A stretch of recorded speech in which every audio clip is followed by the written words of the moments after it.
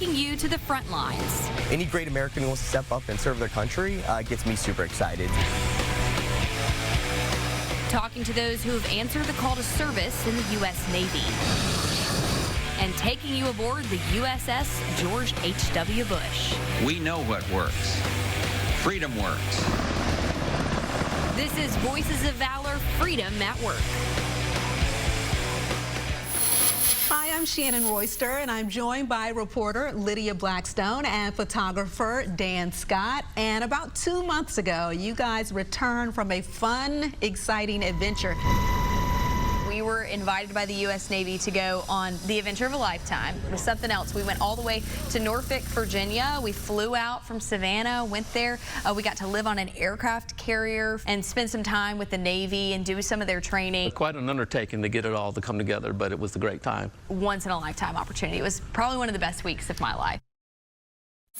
Talk to us about what it was like wearing the uniform. It was quite the honor as a civilian. The uniform that she got to wear, we actually had sailors come up to us and say, where did you get that uniform? The uniform that Lydia was wearing was put together specifically for the media.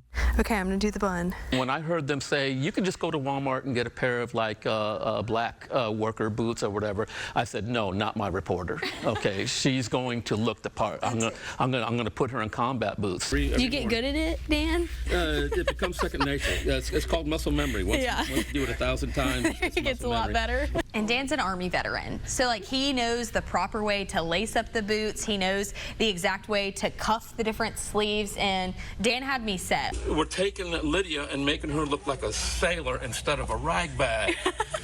Yeah, it kind of took me back. I mean, I know there's obvious differences between the Navy and the Army, of course, but, you know, it kind of took me back, and I went into that in the Army, what we call beast mode.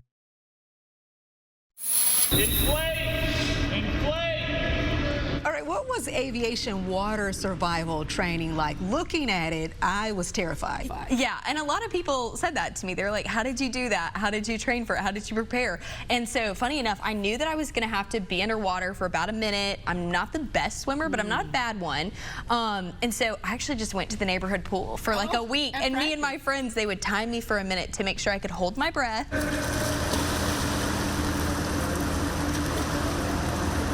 What was that like when they flipped you? It was a little scary, but honestly, I knew Dan was out there, and I wanted to make him proud, and I wanted to make the U.S. Navy proud. Lydia was in the Army what we call a first-time go, and she did it like a champ, just like she had done it several times before.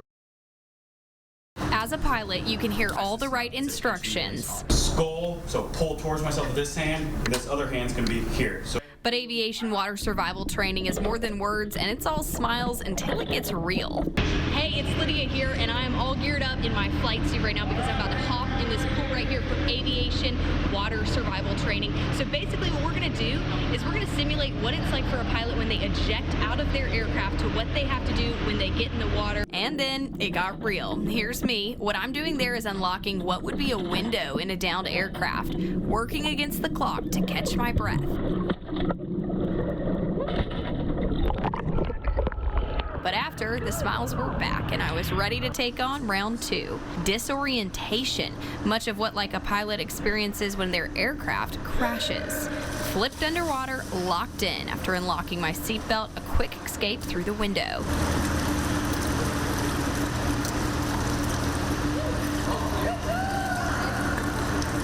Then once again, the smiles were back.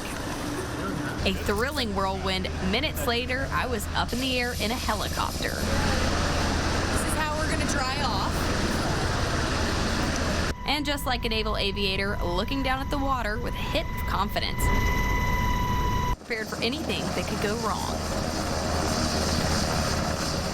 What happened after that? So you're in the pool, and immediately they're like, we gotta go, we gotta go. I got treated like a sailor, and I felt like one, because I ran out there, we put on our uniform, you're like soaking wet still from the pool. They drive you out, then like 2 minutes later, I'm on a helicopter. Then we were dropped down in a field. What do you mean, dropped down in a field? Literally dropped down in a field, Shannon. Got us out. You can't hear anything either because you're wearing these cranials. So I'm like, what's going on? 10 minutes after that, we're back at the hotel, flying, putting on our professional clothes because we're going to dinner with a very high-ranking admiral. You find out that they're human too, and I say that because we had some pretty deep conversations. She was in the Pentagon during 9/11, and she talked to us a little bit as best she could about that day and the things that she experienced, the things that she saw. It was quite emotional.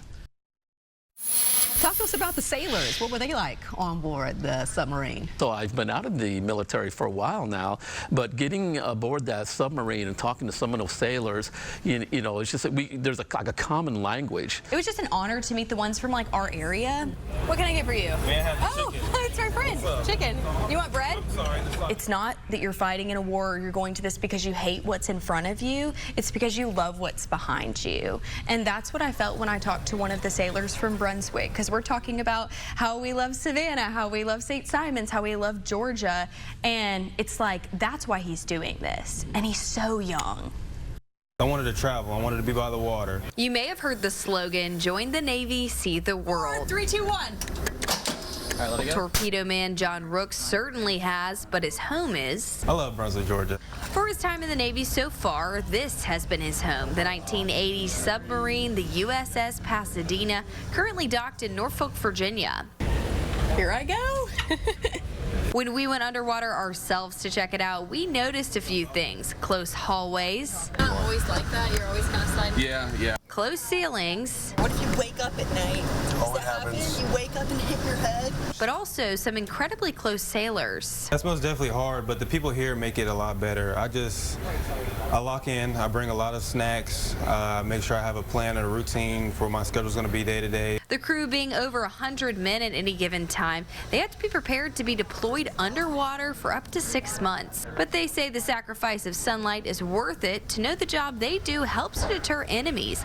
And if needed, they're able to eliminate whatever comes their way with the utmost stealth. We are down in the torpedo room of a submarine right now. I want to show you this right here. This is the most advanced style of torpedo that the U.S. Navy has. Torpedo men, we're in charge of all the small arms, all the torpedoes in terms of loading them in the torpedo, making them ready to fire, same with missiles and missile hatches. The very torpedoes the Brunswick native specializes in, they even let me in the hatch. I'm in a torpedo tube right now, the U.S. Navy, in a submarine off the coast of Virginia. How did I get here? And even though the present moment can feel daunting for any sailor below sea level, the future for sailors like John Rooks is bright. I'm going to most definitely do 20 years in the Navy. Depending on how my career path takes me, it might be here, it might be with it's a different job. And for his family back in Georgia. What's up, Mom? Your boy made it. There you go.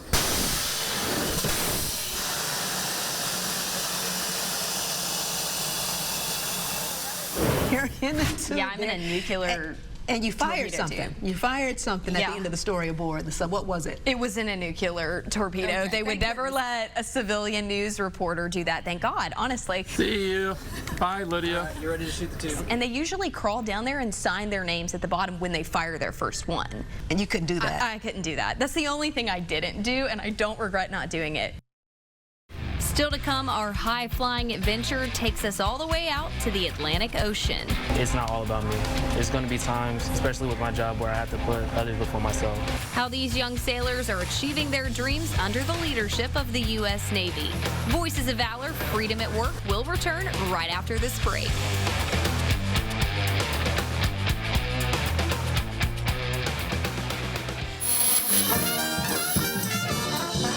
That's the sound of service with a beat. But these sailors carry clarinets, not weapons, because they're musicians first. We gotta show up, we gotta salute, we have to wear a uniform every day. For South Carolina native and musician second class Patrick Melton, the journey began in a classroom in Orangeburg. School teaching just didn't work out for me. I come from a Navy family, a very, very long-standing Navy family, and my parents kind of nudged me out the door and said, hey, you know, the Navy's got musicians, it would be a shame for those music degrees to go to waste. It was the nudge he needed. He auditioned and got in and hasn't looked back. Now he's played across 27 countries with the U.S. Fleet Forces Band.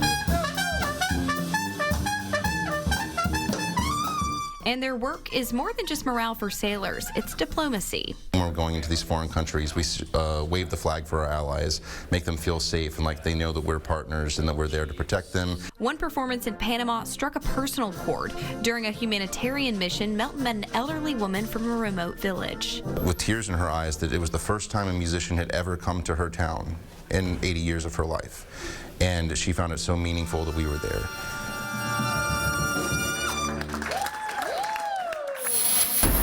It's extremely loud here right now, but as you can see, we've just taken off. We are headed to the aircraft carrier where we're going to spend the night on the George H.W. Bush. How did you all get to the carrier? A V-22 Osprey. Now, what is that, Dan? And that's a combination between like a helicopter and an airplane all rolled up into one. You said that it's open. Can you feel the rush of the air? Shannon, it's like riding in a Jeep without doors in the air. You could look out the entire time, and it's just ocean, ocean, ocean, and all of a sudden, bam, there's this huge floating city. You talked to a damage control man. What's a damage control man? There's people that would respond to a fire, and a fire on land is very different than a fire at sea. You got to have people that can respond at any moment. You hear some interesting stories, you know, from sailors about where they're from and why they joined the Navy. They are young Americans. You know, people express doubt about, you know, the younger generation. I'll tell you, they're absolutely awesome. Stepping aboard an aircraft carrier, it was easy to notice several things. Small passageways, open seas, and very young sailors. The average age on the ship is early 20s. They're dedicated, they learn their job, and they're excited and they're proud to do it. Damage controlman Fina Saki is just 19 years old. His job is to respond to any fires aboard the ship. Since a kid, I wanted to be a firefighter. Across the carrier, everything is strategically timed, from when the planes take off to when you can go eat, go to church, or even get a haircut. But his job follows no timetable. Sometimes like bells go off and like, you know, I probably just showered and I got to get right back into work clothes to go. Suiting up in something like this with not a minute to waste. Saki's humble spirit evident. I want to do something that's bigger than myself, you know, something that's not so much like me oriented. Bringing hope that the next generation of the Navy is in good hands.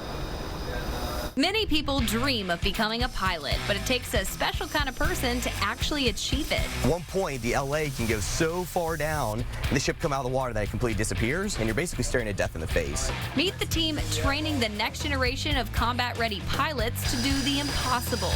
We'll be right back with Voices of Valor, Freedom at Work.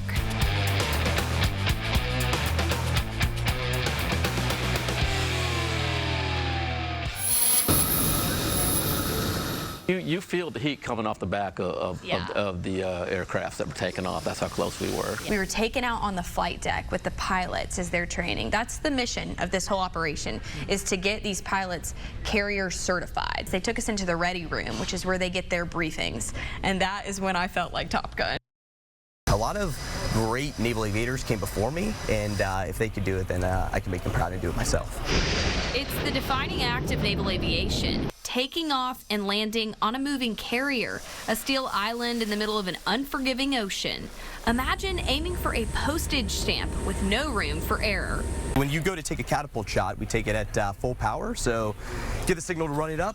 Throttle's coming up. As you launch off a catapult, your brain is experiencing this feeling of rolling back in your head, and it's giving the sensation that you're being shot up into the ether. This is Lieutenant Andrew Mueller, call sign Doug. This is slightly a little less danger zone. Carrier qualifications are no big deal for him anymore. He's the instructor. But for around 50 pilots who have never done it before, this week can be nerve-wracking. I would say most naval fighter pilots are some form of type A personalities. Everybody here wants to be the best of the best. It's the graduation, if you will, the last thing to clear before getting their wings. And to be a fighter pilot in the Navy, you have to pass.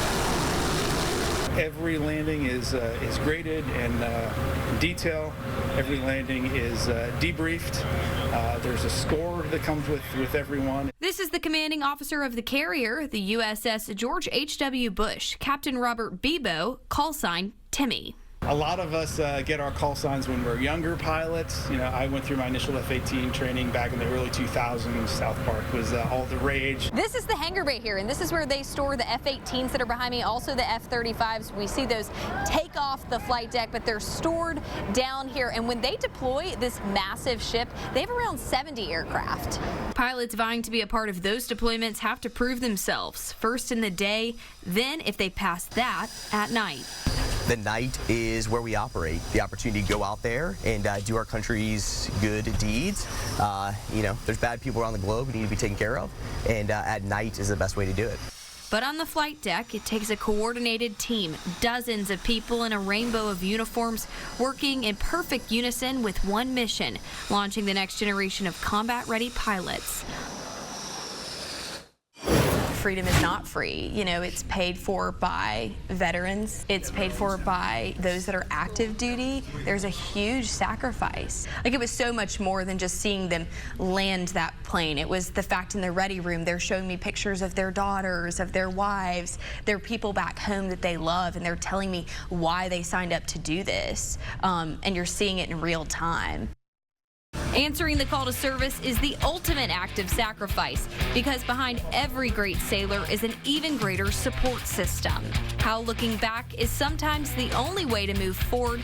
To make kinder the face of the nation and gentler the face of the world. We'll be right back with Voices of Valor, Freedom at Work.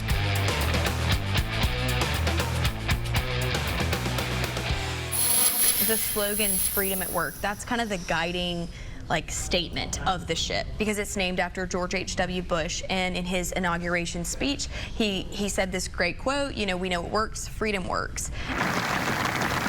Freedom at work to me means, and I remember I've been involved in 2 campaigns. I was in Desert Shield and Desert Storm back in the early 90s. I always remember thinking to myself that, you know, why am I doing this? You know, and me personally, I did it, and I'm, you know, some of the sailors kind of, you know, felt the same way. Is we do this, we serve our country so that the citizens of this country can live their everyday lives any way that they choose to do so, and not have to worry. When you see freedom, the reason we have it, literally at work, that is what the aircraft carrier is. We know what works. Freedom works. We know what's right. Freedom is right. Those very words etched into history came from the president who inspired the legacy behind a mighty namesake. The USS George H.W. Bush isn't just a vessel. It's a symbol of the enduring American belief in freedom at work.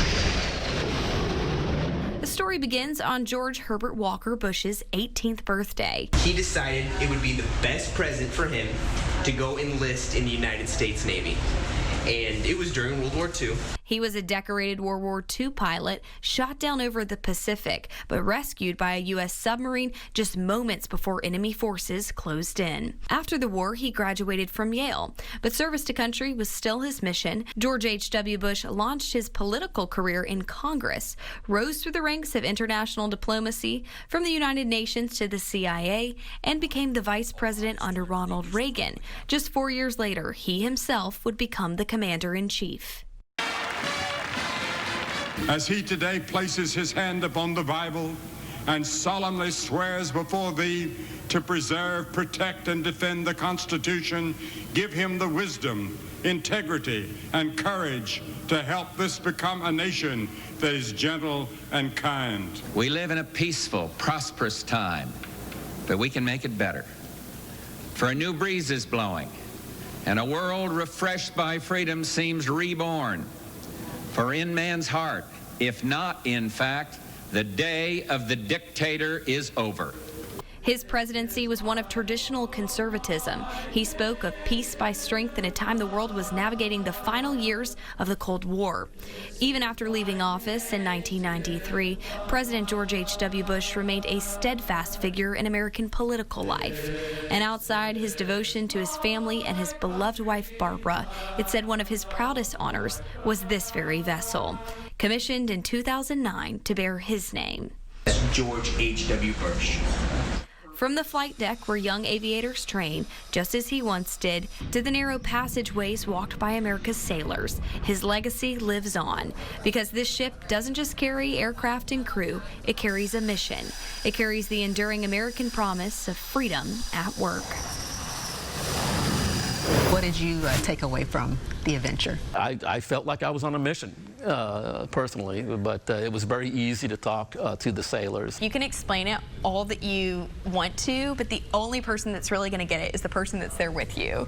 And like, that's you and your service members that you were with over when you were in Iraq and Baghdad, you know, like they understood what you went through. And when I look at Dan in this newsroom, I'm like, you know what I went through.